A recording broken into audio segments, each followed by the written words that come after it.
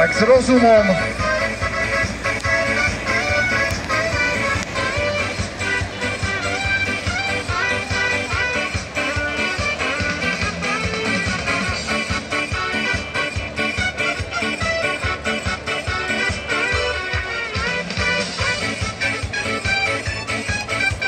Takže Marcel má traktor pripravený, Časomír Vinulvana pravým tlačidlom.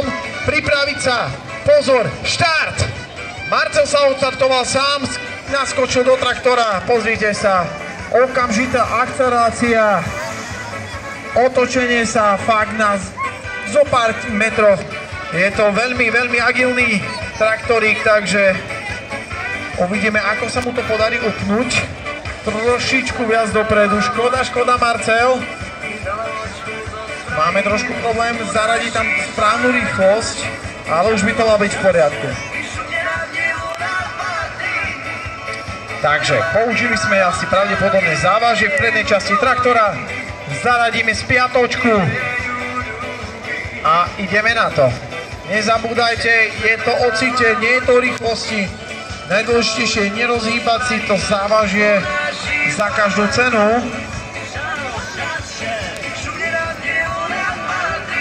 A teraz už je to iba na tom cite a kvalitách šoféra.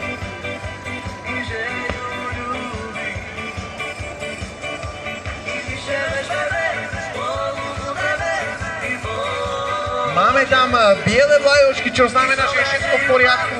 Marcel, vyskakuj z traktora, odpoj, lano, cúvaj, ideš cez slalom do jamy a uvidíme, ako sa mu bude dariť v tej jame plné blata a vody. Spiatočka, ideme na to. Trošičku máme problém so zaradením niektorých prevodových stupňov, ale ja myslím, že to dobehneme.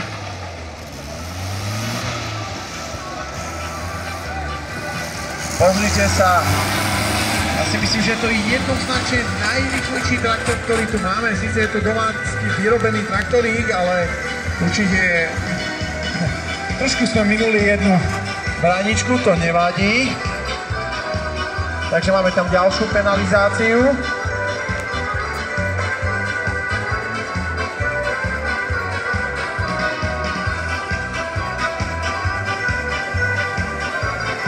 Peter a Marcela máme v diere. Prvú prešiel bez problémov a chystáme sa na druhú.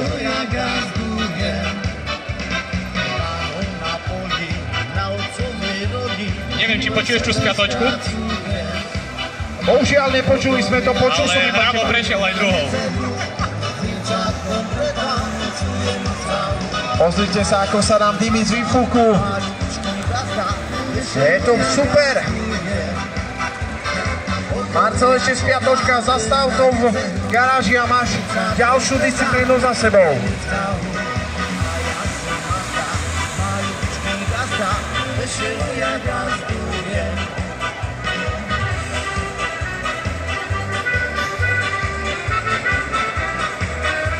Takže máme ďalšieho súťažiaca za sebou.